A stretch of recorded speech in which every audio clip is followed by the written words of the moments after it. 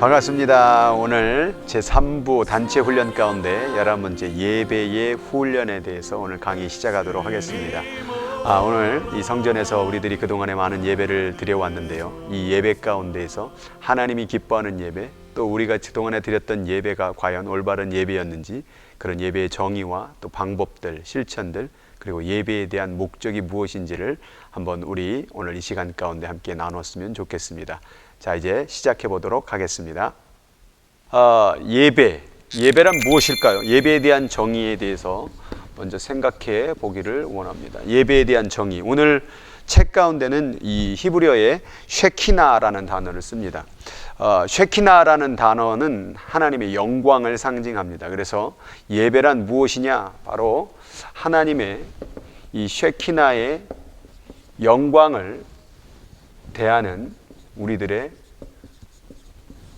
반응이다라고 말하는 것이 예배의 오늘 책 가운데서 얘기할 수 있는 부분인데요. 저는 오늘 이 쉐키나라는 단어를 단순히 영광만으로 표현하는 것이 아니라 사랑이라는 하나님의 놀라우신 그 성품, 그래서 쉐키나를 통한 하나님의 위대하시고 전능하신 어떤 빛과 같은 영광의 빛을 바라본 우리들의 인간의 반응, 이것이 예배이기도 하지만 또한 하나님의 이 사랑을 느끼면서 그 따스함과 인자함을 느끼는 그것에 대한 인간에 대한 반응, 이것이 바로 예배가 아닐까 하는 생각이 듭니다. 그래서 오늘 예배 가운데에서 이 예배에 대한 정의, 이것을 생각해 볼 때에 우리 주님께서 요한복음 4장 23절 가운데 말씀이 성령과 진리로 예배하는 자들을 찾는다라는 말씀이 나옵니다. 영광과 사랑을 인간이 반응한다라고 말할 때에 예수님은 어떻게 예배하는 자들을 찾냐면 영과 진리로 예배하는 자들을 찾는다라는 것입니다. 반응은 우리가 하는 것이지만 하나님의 영광과 사랑을 보여주시는 그 하나님의 속성을 생각해 본다면 오늘 이 예배 드리는 이 자세, 영과 진리로 예배를 드린다라는 것은 결국 영광과 사랑을 보여주신 이 하나님의 주도권, 이 주도권에 인간이 반응하는 것이 진정한 예배라는 것이죠. 우리는 그동안에 이 주도권을 우리에게 맞춰줘서, 예전에 성경에 읽어보면 이것도 영과 진리로라고 되어 있지만 예전에는 신령과 진정으로 예배를 드린다고 그래서 뭔가 진정이라는 말이 우리의 어떤 주도권, 우리의 노력, 우리의 애씀으로 예배를 드리는 것처럼 설명을 해왔습니다. 그러나 본뜻에는 진정이란 말이 진리라는 뜻이었습니다. 그래서 이 진리라는 말도, 영이라는 말도 결국 다 누구의 것입니까? 하나님의 주도권 가운데 있는 목적이고 본질이라는 것이죠. 그러니까 우리가 예배를 잘 드린다, 우리가 예배를 잘 드릴 수 있다가 아니라 하나님 앞에 이 모든 것이 주도권이 달려 있다라는 것을 알고 반응하는 것. 그래서 우리가 예배를 잘 드리기 위한 주도권은 단 1도 없이 오직 하나님께만 그 주도권이 있다라는 것을 깨닫고 예배를 드리는 이 모습, 이것이 바로 예배의 정의라는 것입니다. 그래서 우리들이 그동안에 드려왔던 예배를 한번 생각해보고 오늘 이 말씀 가운데에서 영과 진리, 하나님의 영광과 사랑을 우리에게 보여줌으로 말미암아 온전히 그에게 주도권이 있으며 그 주도권을 우리에게 나타나실 때 우리는 거기에 따라 반응하는 모습, 그것이 찬양이고 기도고 또 놀라운 선포에 대한 감사와 영광을 올려드릴 수 있는 것, 이것이 바로 예배의 정의라고 말씀을 드릴 수가 있습니다. 자, 두 번째는 예배에 대한 대상입니다. 많은 분들이 생각할 수 있습니다. 나는 하나님께 예배를 드리고 있고 하나님이 나의 예배의 대상 맞는데요? 라고 얘기를 할 수 있는데요. 많은 분들이 하나님에 대한 대상을 잃어버린 채 예배를 드릴 때가 많습니다. 교회 안에 이 예배를 볼 때에 어떤 분들은 사람들을 많이 바라보는 사람도 있고요. 또 어떤 사람은 또 자기가 하고 싶은 일을 하면서 그것이 예배라고 얘기하는 분들도 많이 있습니다. 예배 가운데 지난번에 worship이라는 단어와 service라는 단어를 배웠는데요. worship이라는 하나님의 관계가 만들어지는 그 단어를 설명했었고, 그 다음에 service라는 섬김 또한 예배가 될 수 있는데요. 본질적으로 예배라는 것은 우리가 봉사하고 헌신하는 것도 물론 하나님을 향할 수 있지만 먼저 하나님이 누구이신가를 깨닫고 그분의 본질과 그분의 속성, 그분의 마음, 그분의 생각까지도 깨달아지고 알아지는 그러한 가운데 드릴 때 그것이 예배의 대상이 만들어진다라는 거예요. 그래서 조금 더 비약해서 얘기한다면 섬김이라는 이것이요 우상 숭배가 될 수 있다라는 말을 오늘 말하고 싶습니다. 왜 그렇습니까? 섬기다 보면 하나님이 누구이신지, 또한 하나님의 성품, 하나님의 마음, 하나님의 뜻, 하나님이 원하는 바를 잃어버린 채 섬김에만 집중할 수 있기 때문에 섬김도 우상 숭배가 될 수 있다. 더 어렵게 혹은 더 비약적으로 얘기한다면 예배의 대상을 잃어버릴 때에 예배도 우상이 될 수가 있다라는 거예요. 그러니까 우리가 예배를 우상한다라는 게 무엇일까 계속 의문할 수 있겠지만 바리새인들이 그렇게 했다라는 거예요. 예배가 우상이 되고 금식이 우상이 되어지고 자기가 하나님 앞에 헌물 드리는 것이 우상이 되어졌을 때에 그에게는 대상이 없었다라는 것이죠. 그래서 우리가 예배를 드릴 때에 하나님에 대한 그 대상, 그분이 누구이시고 그분이 원하는 것이 무엇인지를 깨닫는 이 예배의 대상의 본질을 우리 마음속 영적으로 깨닫지 못한다면 우리는 우상적인 예배를, 우상에 되어진 그 예배를 드리는 그런 모습을 우리가 가질 수가 있다라는 거예요. 이번 강의를 통하여서 여러분들이 예배를 드릴 때마다 대상이 누구인지를, 그분이 누구이시며 그분이 원하는 것이 무엇이고 그분과의 관계를 만들 수 있는 그러한 본질적인 대상을 찾아내기를 원합니다. 그래서 월십이라는 단어가 예배 가운데 서비스보다 더 중요한 이유는 뭐냐면 하나님과 나의 관계를 만드는 단어거든요. 그래서 예배 가운데 내가 대상을 안다라는 것은 그분이 나의 창조주시며 내가 그의 피조물이고 그분이 나의 아버지시고 내가 그의 자녀라는 이 관계적인 것을 깨닫고 드릴 때에 우리는 대상을 바로 알고 예배를 드릴 수 있다라는 것이죠. 여러분 마음 가운데 예배를 드리는 가운데 하나님이 여러분 창조주 되심을 믿고 있습니까?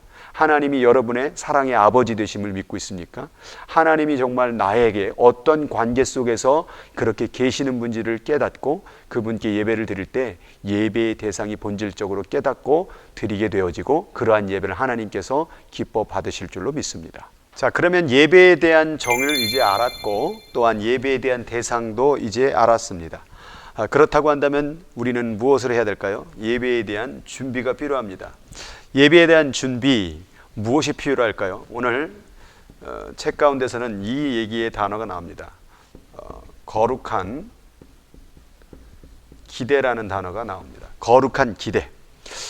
우리가 예배를 드릴 때에 내가 정말 영광이고 사랑하신 하나님을 우리가 만나게 된다. 어떻게 보면 이 예배에 대해서 하나님의 이 모든 것이 바로 임재에 대한 체험, 임재에 대한 경험이라고 얘기할 수 있거든요. 그러면 내가 영광이고 그 사랑이신 하나님을 내가 만나는 체험을 한다, 만나는 일이 벌어진다라고 생각을 한다면 그 대상 앞에서 우리의 거룩한 기대가 만들어질 수밖에 없죠. 하나님의 영광을 내가 보게 된다, 하나님이 나를 사랑하시는 그 하나님을 내가 만나게 된다라고 할 때에 우리 마음 가운데는 기대가 만들어지고 다른 말로 소망이 만들어진다라고 얘기할 수가 있습니다. 그래서 여러분들이 예배를 드릴 때에 그 거룩한 기대, 그 거룩한 소망 가운데 예배를 드리고자 하는 그 마음을 잃어버리게 되면 예배에 대해서는 대상이 누구인지 그분을 만나야 되는 어떤 기대감도 없게 되고 영과 진리로 예배 드리는 마음조차도 없게 되어진다라는 것. 이런 말들이 결국 기대, 또 소망, 또 다른 말로는 갈망, 정말 더 깊게 얘기한다면, 쉽게 얘기한다면 소원이라고까지도 얘기할 수가 있어요. 내가 정말 예배 드리고 싶은가? 가장 중요한 것은요, 내가 지금 예배를 드리고 싶은가라는 거예요. 환경적인 요소 혹은 나의 어떤 질병적인 인간적인 상황적인 요소가요 자꾸 예배를 기대하지 못하게 만들어요. 그리고 반복적으로 예배를 드리다 보면 어느덧 그 습관이 무뎌져서 예배가 기대되지 않습니다. 제가 군대에 있었을 때에 예배를 의경 생활을 하다 보니까 주일날에도 데모를 막으러 가고 그러다 보니까 예배를 드릴 수가 없어가지고 화장실에서 예배를 혼자서 드렸던 그 기억이 납니다. 그런데 1년 만에 처음으로 교회 종교 외출을 받게 되어서 교회를 가는데요. 그때 그 첫 예배에 대한 기대와 소망과 그 소원은 정말로 잊을 수가 없을 만큼 감격이었습니다. 어느덧 예배가 많이 드리다 보니까 또 너무나 수많은 시간들이 있다 보니까 예배에 대한 기대와 감격이 사라질 때가 많죠. 오늘 본문 가운데서는 그러한 기대를 가지고 예배를 드려야 된다라고 얘기를 하고 있습니다.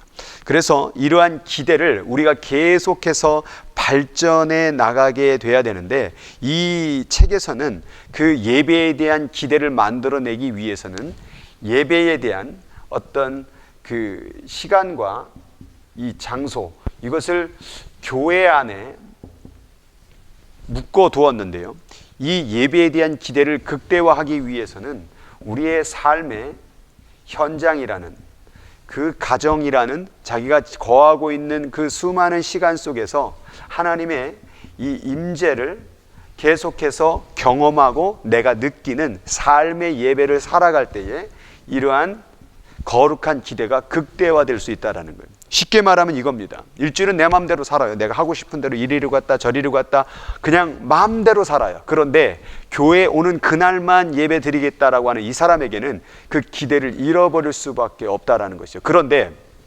삶 속에서 내가 늘 하나님을 경험하고 그 하나님의 임재하심과 그 영광을 체험한 사람은요, 이번 주일 가운데 또 공동체 가운데 예배 드리는 그 예배, 또한 하나님이 그 목회자를 통하여 또 주의 목장들과 여러 사람을 통하여 들려지는 하나님의 음성을 기대할 수밖에 없거든요. 그러니까 일주일 내내 하나님을 많이 생각한 사람은 그 예배 시간에 더 많은 하나님을 만나게 될 수 있다는 거죠. 그래서 우리가 이 기대를 만들기 위해서는 평소의 삶 가운데 삶의 예배를 온전히 드리고 하나님의 그 임재를 계속해서 경험하고 사모하는 마음이 있을 때에 우리의 공예배 가운데에서 그러한 기대의 역사, 그 기쁨의 역사의 예배를 드릴 수 있다라고 여러분에게 말씀을 드리고 싶습니다.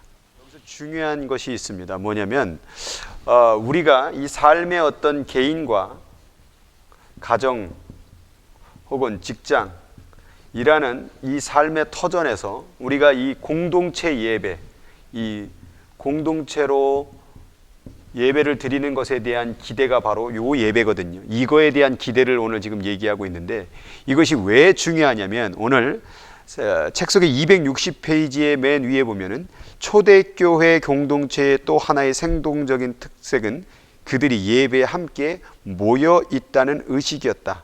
첫째로 그들은 자신들의 진실로 하나님의 집단으로 모인다는 의식을 가지고 있었다. 둘째로 개인주의를 초월한 일치의 정신을 가지고 모였다라는 것이죠. 이게 지금 공동체 가운데에서 교회를 상징한다고 한다면, 이것은 성경의 어떤 기반으로 이해를 본다면 성경이라는 기반은 항상 공동체 생활을 해왔다라는 것이죠. 구약의 예배를 보면 항상 공동체를 이루어서 함께 사는 모습을 볼 수가 있습니다. 성막이라는 그 중앙에 성막을 놓고 그 주변에 12족속이 있었고, 또 예루살렘 성전이 한가운데 있었고, 그 예루살렘 성 중심으로 그 많은 사람들이 함께 살고 있었던 예배의 공동체에 대한 중심이 있었다라는 것이죠. 그래서 우리들이 많은 분들이 이 현장, 이 삶에 대한 이 개인적인 퍼스널한 예배를 가지고 예배라고 해서 교회를 갈 필요가 없다고 하는데, 이 예배가 없어지게 되면 결국 이것도 무너질 수밖에 없다 그 말이죠. 무엇을 기대합니까? 우리는 각 개인 가운데 예배를 하나님을 경험할 수 있지만 우리가 추구할 수 있는 하나님의 사명과 하나님의 목적을 잃어버릴 수밖에 없다라는 거죠. 그런데 모이게 될 때 여기서부터 만들어지는 하나님의 역사, 모였을 때 하나님의 놀라우신 그 뜻, 그것이 바로 공동체 가운데 이루어지기 때문에 우리는 이 공동체의 모임에 대한 예배를 소중하게 여겨야 된다는. 그래서 이 책 속에서 처음에는 개인으로 시작되는 그 내면의 훈련은 외적으로 나오는 훈련, 그리고 그 외적인 훈련은 결국 단체 가운데 나오지 못하면 아무런 소용이 없다라는 것이죠. 예수님이 홀로 산으로 올라가셨던 그 홀로의 영성이 필요했지만 그 홀로의 영성은 반드시 단체로 끄집어 내려오는, 제자들과 만나고 수많은 사람들과 만나는 이 두 가지의 캐터고리가 있었기 때문에 이것이 교회 공동체로 서갈 수가 있었다라는 것이죠. 그래서 오늘 책 가운데 260쪽에 보면 토머스 켈리는 이렇게 얘기합니다. 생명을 살리는 주님의 임재가 우리 가운데 가득 찬다. 그래서 우리의 개인 생활의 특별한 비밀과 고립된 부분을 부숴버린다. 그리고 우리의 영혼을 개인을 초월한 생명과 능력 속에 융화시킨다. 지난주에 고백의 훈련을 통하여서 자기 안에 머물러졌던 것을 공동체로 가져옴으로 말미암아 개인 가운데 숨겨지고 가려졌던 것을 공동체 공포함으로 말미암아 죄를 끊어내는 역사가 있다라고 말씀을 드렸습니다. 마찬가지로 개인에게 주어졌던 그 은혜는 공동체로 가져왔을 때에 죄악을 끊어내고 은혜까지도 충만하게 나눠줄 수 있는 그런 놀라운 역사가 있다라는 거죠. 그것을 가리켜 코이노이아라는 헬라어를 썼다고 합니다. 이 노이아라는 말은 이 성령 안에서 내적인 교제를 얘기하는데, 엄밀히 말하면 내면적 지속적인 상호 관계라고 얘기할 수 있어요. 내면적으로 지속적으로 서로 상호하며 교류하는 관계가 바로 코이노니아라고 말할 수가 있다라는 거예요. 교회를 온다라는 건 바로 그 코이노니아라는 그 헬라어의 교회라는 공동체라는 놀라운 단체의 모습을 이루어가는 하나님 나라, 지속적으로 교제할 수 있는 외적인 교제가 아니라 내적인 깊은 사랑의 마음으로 그런 교회를 이루는 이 모습, 이것이 바로 그리스도의 몸을 이루는, 그래서 성경 가운데에서 그리스도는 교회의 머리라 너희들은 교회의 그리스도의 몸이라고 얘기했다는 것은 바로 이 공동체 됨을 이루기 위한 예수님의 교회의 목적이었다는 거죠. 그래서 홀로 신앙생활하겠다, 홀로 나는 성경 읽고 그냥 하나님 만나고 살겠다라는 것은 신앙생활의 반만 했다는, 온전한 신앙생활을 하기 위해서는 함께 코이노니아로 만나서 함께 그리스도의 몸된 그 교제를 이루어갈 때에 그것이 교회라고 말하는 거고, 그게 우리의 신앙생활의 목적이었다는, 바로 이 공동체의 모습이 결국 하나님 나라의 훈련이고 연습이자 우리가 추구하는 본질적인 목적이었다는 거죠. 천국은 혼자 들어가는 게 아니라 우리 공동체를 이루어서 함께 이루는 거고요. 하나님이 지금까지 아직 오시지 않는, 예수님께서 이 땅 가운데 아직 오시지 않는 이유는 바로 그 나라를 위하여 죄송합니다. 그 나라를 위하여 지금 기다리시는 거예요. 그 수가 채워질 때까지, 그 단체가 채워질 때까지. 그것이 바로 하나님 나라 공동체라는 거예요. 그러면 우리가 교회를 만든다라는 것은 하나님 나라 공동체를 이루어가는 자리가 되는 것인데, 홀로 여기에 있어서는 바로 이 공동체의 사명을 이루어갈 수가 없는 거죠. 전도를 왜 합니까? 바로 이 공동체 가운데 끌어들이는 것이죠. 전도를 해서 자기 집으로 끌어들이는 일은 없습니다. 우리가 이 교회 가운데, 공동체 가운데 하나님의 뜻을 이룰 수 있다는 거죠. 그래서 반드시 예배는 공동체로 드려질 때 하나님이 받으시는 예배가 될 수 있다라고 얘기를 드릴 수가 있습니다. 이것이 바로 예배에 대한 준비입니다. 그래서 개인적으로 준비했던 것을 공동체로 가져옴으로 말미암아 코이노니아라는 하나님의 거룩한 공동체가 이루어지는구나라는 그 기대를 가지고 나올 수 있는 것, 그것이 바로 우리가 예배를 준비해야 될 자세자 마음이라고 생각이 됩니다. 예배는 누가 이끄는 것인가? 오늘 첫 번째로 얘기할 수 있는 것은 바로 예수 그리스도라는 사실이에요. 예배의 인도, 예배의 모든 이끌으시는 일, 예배의 주관자이고 주도권을 가지신 분이 바로 우리 하나님이라는 사실이에요. 그래서 항상 우리가 무언가를 예배를 인도하겠다, 내가 이렇게 저렇게, 그래서 사람들은 이 예수와 하나님이라는 이 존재와 어떤 형식을 가지고 옵니다. 그래서 형식이라는 것을 어떻게 보면은 이 하나님보다 더 크게 생각하는 시도를 많이 하게 됩니다.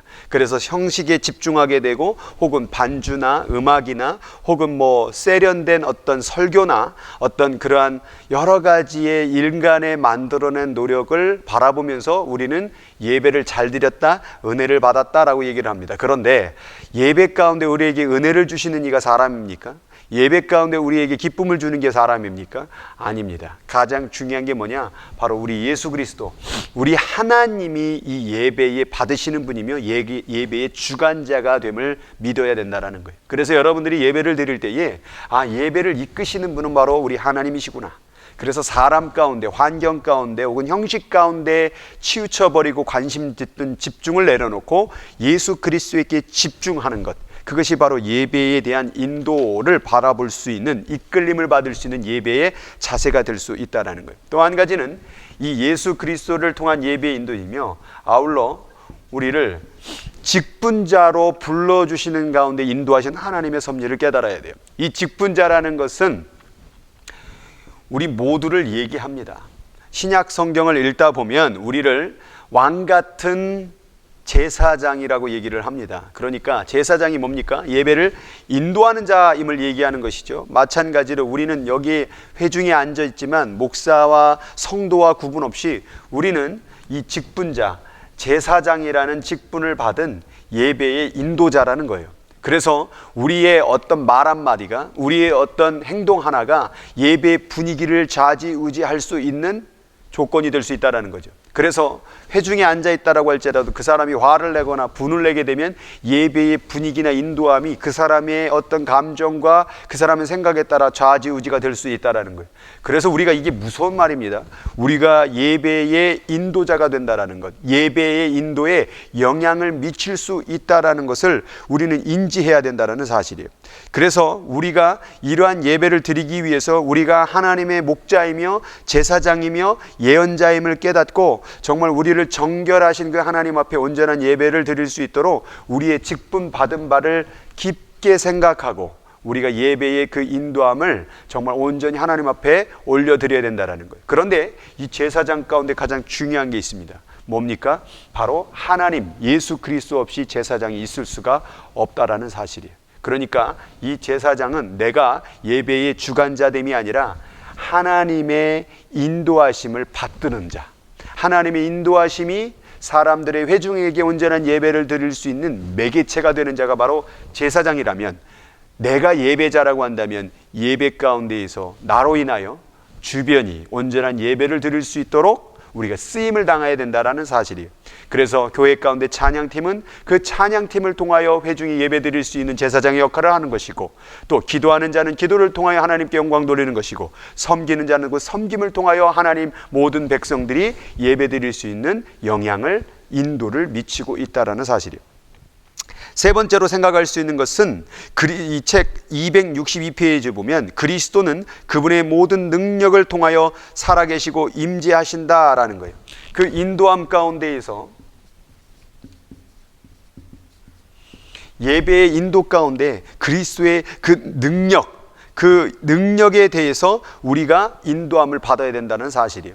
이 능력이라는 것은 이 책에서는 치유를 얘기도 합니다. 예배 가운데에서 우리가 인도함을 받는 가운데 그리스도의 능력이 체험될 수 있도록 우리의 마음을 오픈해야 된다는 사실이에요. 그래서 우리 예배 가운데에서 내적인 치유도 있고요, 외적인 치유도 있을 수 있어요. 꼭 외적인 치유만이, 질병만 고쳐지는 것이 아니라 우리 내면의 영적인 질병이 치유되는 역사도 있다라는 거죠. 그래서 이러한 능력 가운데서 우리는 순종의 마음으로 마음을 오픈해야 된다는 거예요. 성령은 우리를 치유하기를 원하는데 우리가 그런 걸 거부하고 있다. 성령은 우리의 마음을 바꾸기를 원하는데 우리가 거부하고 있다. 인도함을 받지 못하고 있다. 이것은 예배를 드릴 때 인도함을 받는 자세의 모습이 아니라는 거예요. 하나님께서 예배 가운데 어디로 이끌든지 나는 순종함으로 나아가겠습니다, 그 인도함을 따르겠습니다라는 그 모습이 바로 예배를 드리는 자의 모습일 거라는 것이죠. 넷째로 생각할 수 있는 것은 예배 가운데에서 이 도구가 있다는 거예요. 이 도구는 설교자를 얘기할 수 있는데, 설교자나 찬양팀이나 여러 가지 사람을 얘기할 수 있을 것입니다. 그런데 그러한 자들을 하나님께서 사용하신다라는 것, 그분을, 이 도구, 사람이라는, 아까도 우리가 제사장으로서 우리의 예배에 인도함을 했다면, 특별히 이 도구라는 것은 우리가 눈으로 보기에 찬양을 인도하고 기도를 하고 설교하는 도구를 통하여 하나님의 뭐를 이끄시고 있습니까? 예배에 대한 인도를 하고 있다라는 거예요. 그러니까 사람이 하나님의 그 인도하심의 주도권을 이어받아서 사람을 통하여 하나님은 그 예배가 온전한 예배가 되기를 원한다라는 사실이에요. 그러나 중요한 게 있습니다. 우리가 도구로서 예배 가운데 인도함을 하는 사람들은 오직 예수 그리스도의 영광을 돌리고자 하는 그 마음으로 인도를 해야 된다는 거예요. 그러니까 찬양 인도 가운데서 은혜를 많이 끼쳤다 할지라도 그것은 내가 한 것이 아니라 하나님께서 은혜를 주신 것이고, 설교자도 본인이 설교했다고 하지만 자기는 도구일 뿐, 그 입술을 통하여 전해진 하나님의 은혜는 바로 하늘로부터 왔다라는 사실을 인식하고 그 도구로 쓰임을 받아야 된다라고 얘기를 할 수가 있다라는 거예요. 이것이 바로 인도함, 하나님의 인도함 가운데 드리는 예배의 모습이라고 얘기할 수가 있다라는 거예요. 그래서 우리는 예배 가운데에서 사람을 통하여 혹은 시험을 받거나 그 사람을 통하여 우리가 뭔가 누구 때문에 예배 드릴 수 있고 누구 때문에 예배를 드릴 수 없다라는 말은 너무나도 하나님의 인도함을 받는 예배의 모습은 아니라고 말씀을 드릴 수가 있습니다. 그래서 우리는 예배의 도구로 쓰임을 받은 자들을 하나님의 인도함으로 인정하고 그 권위와 함께 순종하면서 온전한 예배를 드릴 때에 그것이 진짜 하나님의 인도함을 받는 예배가 될 수 있고 그러한 역사 가운데 은혜의 예배를 드릴 수가 있다라고 오늘 말씀을 드릴 수가 있습니다. 자, 그러면 다섯 번째 생각할 수 있는 것은 뭐냐? 이제 예배의 방법입니다. 이제 지금간에 이제 우리가 예배를 정의하고 대상이 누구이며 준비하고 인도함을 받는 그 자세에 대해 얘기했다면 이걸 실질적으로 어떻게 우리가 예배를 드릴 거에 대한 그 방법에 대해서 얘기를 하기를 원합니다. 먼저 계속 반복적이지만은 어쨌든 한번 추상적인 것과 실제적인 걸 섞어서 한번 같이 얘기해 보도록 하겠습니다. 264페이지 보면 예배를 드리는 방법 가운데서 가장 첫 번째 나오는 것입니다. 뭐냐면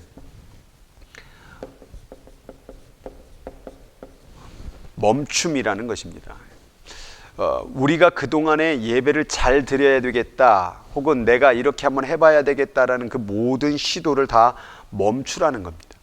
예배를 드리는 가장 중요한 것, 주도권이, 예배의 주도권이 내가 아니라 바로 하나님께 있다라는 거예요. 하나님이 우리에게 영광을 보여주시고 사랑을 보여주시고 은혜를 베풀어 주시면 나는 거기에 대해서 찬양하고 반응하고 들으면 되는 거예요. 그게 진짜 예배의 모습인데 어느덧 내가 그것을 주도권을 잡아가게 되고 내가 뭔가 생각해내고 내 마음에 느끼는 혹은 내 마음에 감정이 없으면 느낌이 없으면 은혜스럽지 못하라고 말하고 이게 뭐냐? 내가 멈추지 못하는 거예요.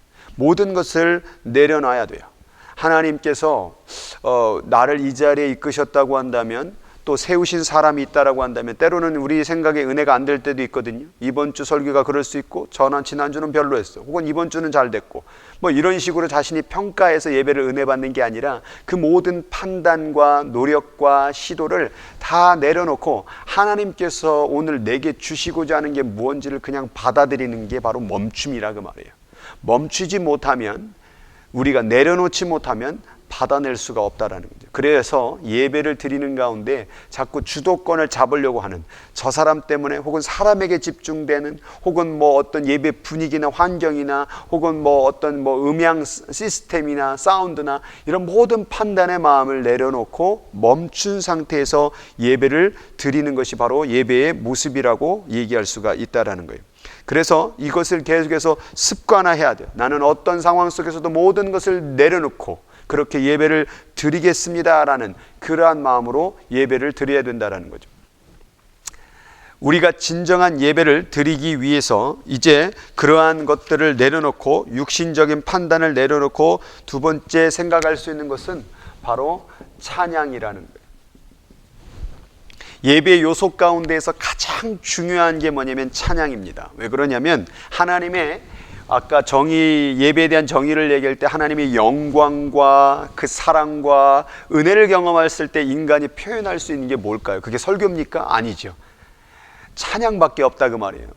기도도요 우리가 표현할 수 있어 꼭 달라는 게 기도가 아니라 하나님은 위대하십니다 라고 기도할 수 있잖아요. 마찬가지로 우리가 인간으로서 하나님께 표현해 드릴 수 있는 예배의 도구는 찬양밖에 없다라는 사실이에요. 그래서 우리가 예배를 드릴 때에 이 찬양이 온전한 예배 가운데 가장 중요한 방법이라는 거예요. 여러분 찬양을 드릴 때에 그 시간 가운데 여러분 넋놓고 있지 말고 우리가 정말 마음을 다해서 주님께 내 마음의 반응을 올려드려야 된다는 거예요.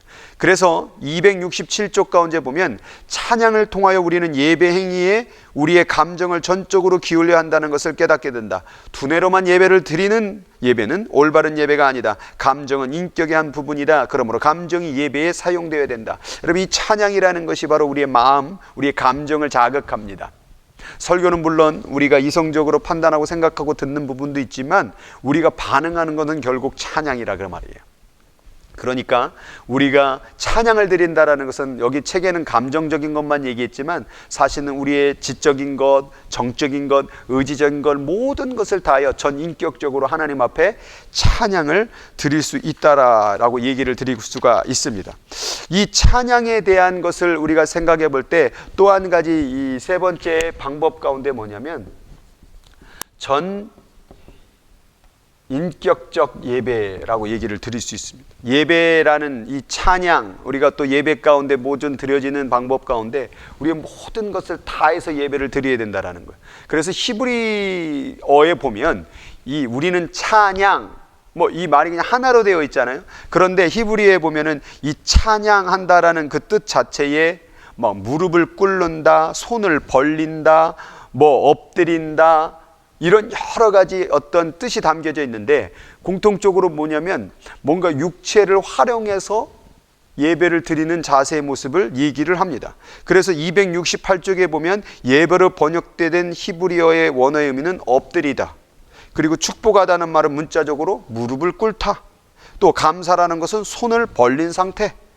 그러니까 뭔가 육체적 자세를 이용하여서 서고 무릎 꿇고 손을 들고 손뼉치고 머리를 들고 머리를 숙이고 춤추고 뭐 이런 여러 가지의 단어. 그러니까 결국 뭡니까? 마음으로만 예배드리는 것이 아니라 전인격적으로 내 모든 것 다해서, 내 모든 것을 다해서 예배드리는 것이 예배의 방법이라는 거예요. 그래서 찬양을 부를 때 같이 박수도 치고 때로는 손도 올리고 가만히 나는 마음으로 드린다고 입도 안 벌린 분들이 있어요. 우리가 교회 가운데 기도 꼭 하나님이 그렇게 소리 질러야 뭐 들으시냐라고 말하는 분들도 있는데요, 그것은 우리의 전인격적인 마음을 표현하는 게 바로 부르짖음인 것이죠. 그러니까 꼭 입을 다물고 있을 필요도 없어요. 우리가 입을 주셨다면 그 입을 열어서 내가 뭔가라도 하나님 앞에 온전한 찬양과 예배를 드리기 위해서 내 모든 걸 다 활용하는 거예요. 내 손도 활용하고 내 목소리도 활용하고 내 몸도 활용하고 내 무릎도 활용하고, 그래서 내 모든 것을 하나님 앞에 예배 드릴 수 있다는 것이 바로 방법 중에 하나라는 거예요. 그래서 이러한 예배를 드리는 모습 가운데 우리는 온전한 예배의 방법을 배울 수가 있는 것이죠. 이제 조금 더 실제적으로 삶 가운데 또 적용해 볼 수 있는 것이 있습니다. 그것은 뭐냐면 이제 삶 속에서 계속해서 하나님의 임재를 경험하는 삶을 얘기합니다. 아까도 비슷한 얘기예요. 삶의 한 주간을 대충 살아놓고 내 마음대로 살아놓은 다음에 이 날만 예배드리겠다, 이것은 뭐냐? 예배에 대한 기대도 없고 온전한 예배가 드릴 수가 없다라는 거죠. 항상 하나님의 임재를 경험하는, 그래서 우리가 기도라는 것은 기도 시간만 기도하는 게 아니라 쉬지 말고 기도하라라는 말이 있죠. 또 예배 시간만 기뻐하는 게 아니라 항상 기뻐하라는 것이죠. 그러니까 평소의 삶 가운데 계속 기뻐하고 기도하고 또 감사하고 이러한 모습의 찬양과 예배의 모습이 있을 때에 공동체 예배에 왔을 때 더 큰 예배를 하나님 앞에 올려드릴 수 있는 것이죠. 평소에 하나님의 임재를 많이 경험한 사람일수록 함께 모여서 예배 드릴 때 더 큰 하나님의 은혜를 얻게 된다라는 것이죠. 또 한 가지 생각할 수 있는 것은 뭐냐면 예배에 대한 그 다양한 경험을 가지라고 얘기를 해요. 예배에 대해서 우리가 꼭 이렇게 앉아 있어서 이렇게 함께 예배 드리는 모습도 예배일 수 있지만, 또 목장으로 드리는 예배, 가정에서 드리는 예배, 또 직장에서 예배를 드리는 것, 또 사업체 가서 혼자 무릎을 꿇고 기도 드리는 것, 혼자 홀로 골방에 있어서 예배 드리는, 이런 다양한 방법에 의해서 예배를 자꾸 경험할 때에 이 함께 모여서 예배를 드리는 예배가 더 큰 예배가 될 수가 있다라는 것이죠. 그리고 271쪽에 보면 셋째로 모인 예배의 경험을 준비할 수 있는 길을 찾으라고 얘기를 해요. 그러니까 이 준비에 대해서 얘기를 하는데, 이 준비는요, 여기서는 실제적으로 이렇게 얘기해요. 토요일 저녁이면 좀 일찍 자라. 여러분, 토요일 전에 막 영화를 보고 젊은 친구들은 막 밤에 게임을 하고, 그리고 나서 주일날 그냥 비몽사몽간에 예배를 드리면 기대도 없고 또 삶 가운데 하나님의 임재도 없었기 때문에 그 예배는 그냥 아무 무의미한 그런 예배가 될 수밖에 없다라는 거예요. 그래서 토요일날은요, 내일 주일 예배를 드리기 위한 기도의 준비가 있어야 돼요. 이 책에서도 정말 나왔지만 예배에 좀 10분, 20분, 30분 전에 와서 예배를 위해서 준비하는 기도를 가져라. 그 기도 가운데서 우리가 정말 온전한 예배를 드릴 수 있는 거라 그 말이에요. 엄밀히 말하면 주일 예배가 있다면요, 6일이라는 삶 속에서 우리는 계속 예배를 준비하는 거예요. 이번 주 주일날 그 예배를 드리기 위한 그 기대와 그 하나님의 임재와 그 경험을 통하여 그날을 준비하는 거예요. 우리가 지금 이렇게 매주마다 예배를 드리는 게요, 사실은 어떤 예배를 지금 준비하는 걸까요? 그 하나님 나라에서 드릴 예배를 지금 준비하고 있는 거, 연습하고 있는 거라 그 말이에요. 오늘 그 예배를 우리가 연습했으면 좋겠습니다. 넷째로 생각할 수 있는 것은, 될 수 있으면 이 모여서 예배 드리는 것을 절대로 내려놓지 말라는 거예요. 오늘 이 271쪽에 보면은 주님의 능력으로 기꺼이 모이려고 하라. 다시 말해서 개인의 일, 나의 관심사, 나의 축복, 나의 말씀 듣기 등 나의 것을 버리고 모인 예배, 나가 아니라 우리가 되는 일에 참여하라고 얘기를 합니다. 여러분, 예배 가운데 가장 중요한 것은 함께 모이는 거예요. 모여야 코이노니아가 일어나고 하나님 나라의 공동체가 일어날 수 있는 거예요. 그러니까 모이는 것에 힘쓰는 것에 대해서 방법을 얘기하고 있는 것이죠. 그리고 생각할 수 있는 그 다음은 거룩한 의존을 발전시키라는 거예요. 의존을 발전시키다라는 것은 뭐냐면, 여기 말씀의 글의 책에 보면 거룩한 의존이란 중요한 일이 일어나기 위해 전적으로, 그리고 완전히 하나님을 의지하는 것을 뜻한다라고 말해요. 그러니까 평소의 삶 가운데 자꾸 하나님을 의지하는, 선을 의지하는, 그러니까 우리가 삶 가운데 죄악의 길이 있을 때에 하나님의 말씀을 따라가는 일을 계속해서 의지하고 순종하는 삶을 살아가면 온전한 예배를 드릴 수 있는 길이 열려지는데, 자꾸 죄악을 저지르고 숨기고 감추고 그렇게 거짓 삶을 살게 되면 예배당에 와도 그 예배가 온전한 예배가 될 수가 없음을 얘기하고 있습니다. 그리고 그 다음에 나오는 것은 뭐냐면 흡수하라. 흡수. 무엇을 흡수하냐면, 예배를 드릴 때에 자꾸 주위에 산만한 것들 때문에 예배를 드리지 못하는 사람이 많아요. 소리 혹은 또 사람, 이러한 것들을 통해서 예배를 드리지 못하는 사람들이 많은데, 그러한 모든 소음과 모든 것들이 있다고 할지라도 그것을 다 흡수해버리고 내가 온전히 하나님께 집중하는 예배를 자꾸 연습을 해야 된다라는 거예요. 그래서 여기 보면은 아이들이 뛰어다니는 가운데서도 예배를 드릴 수 있는 것을 파악하라는 거예요. 뛰어다니는 그 소리를 축복으로 말미암아 예배를 바꿔버리는 거예요. 소음과 소리 지름을 통하여서도 예배를 드리는, 심지어 부부싸움 하는 가운데서도 그 소리 가운데에서 내가 하나님을 묵상하며 예배 자리로 만들 수가 있다는 거예요. 그러니까 흡수한다라는 것은 모든 상황과 조건을 다 예배의 조건으로, 예배의 그런 드림의 시간으로 만들어버리라 그 말이에요. 그것을 연습할 때에 우리는 모든 상황 속에서 예배를 드릴 수가 있는 것이고, 누구 때문에 예배 못 드리겠다라는 그 마음을 내려놓을 수가 있는 것이죠.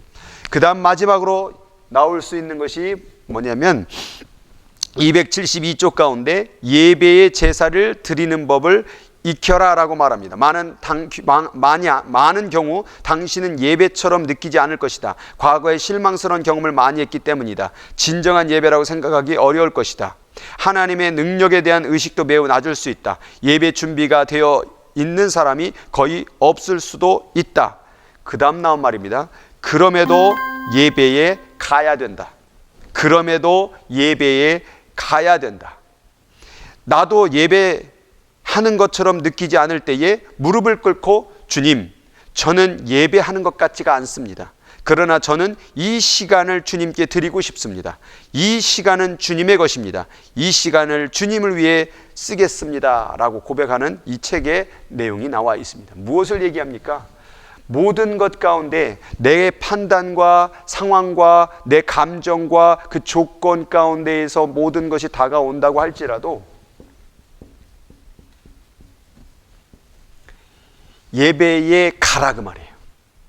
예배를 포기하지 말라 그 말이에요.